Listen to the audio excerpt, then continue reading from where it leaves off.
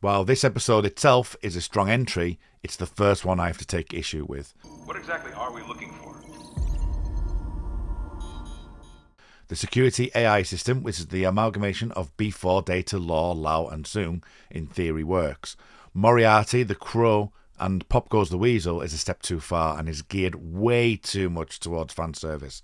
It does not need to be there. Did it give me chills seeing Data in that tree? Yes, and that's my point.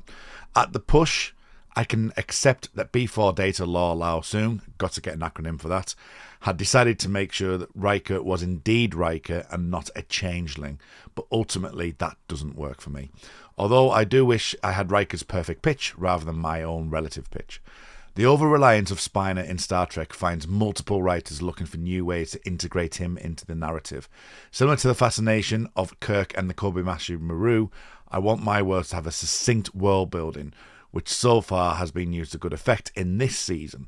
Bringing back Ro was a case in point, which serviced the theme and plot but hasn't been looked at in decades, whereas the Kobayashi Maru and other things such as the Kirk storylines with Khan, etc., just show that there's too much reliance on those tentpole options.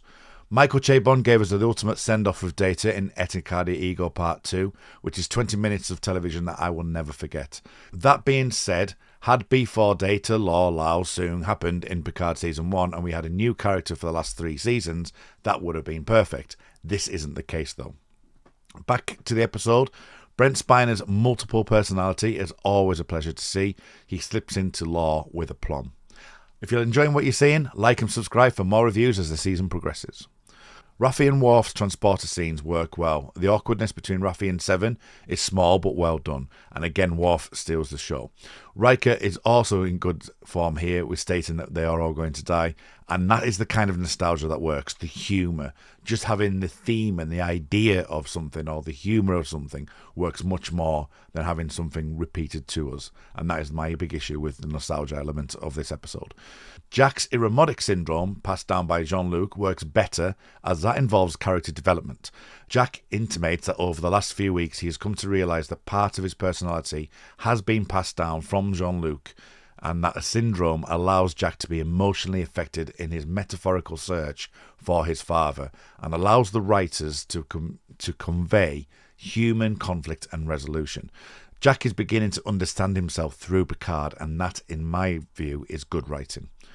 The theme of family continues with the LaForges. Geordie's reluctance mirrors early episodes of Riker and Picard as he works through that. As in Jack's case, Sydney is trying to understand herself as well, and in this case, breaking free from the shadow of Geordie, which has been a theme for her this season, which also allows Jack to bond with Sydney, and those two actors have great chemistry together, and it's nice to see that Geordie is in dad mode and warning Jack off. What's also the intrigue in this episode is the focus on the future, not only in theme, but the potentialities of another 25th century show. On top of the Jack and Sydney developments, Seven and Jack also have a moment, Seven recalling her Voyager history, while also recognising the wisdom that exudes from Jack, which is a very Jean-Luc Picard trait. While I am not overly keen on the Fleet Museum, in that moment it works for Seven. Seven would have experience over youth if a show was to be featured her as a commander or even captain in the future, and the episode offers a pit stop for reflection for many of the crew. I question why you would have Kirk's and Picard's body in Daystrom. Picard at a push I can understand because he's been laced with Borg technology as he was Locutus. Kirk's, I'm not quite sure why you would store that Kirk's body there for some unknown reason.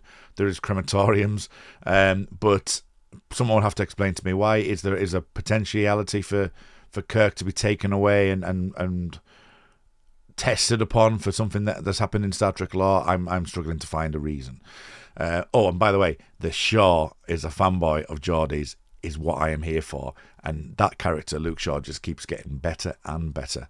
Finally, in 6 episodes, we've seen Troy behind a screen, including this one, and I hope that doesn't drag out and that we do see Troy having some agency. Episode 6 isn't a disappointment. It has concerns and issues that I have personally. It is not a bad episode, but overall the nostalgia just tips it in the wrong direction. Stay tuned for future episodes, and until next time, engage.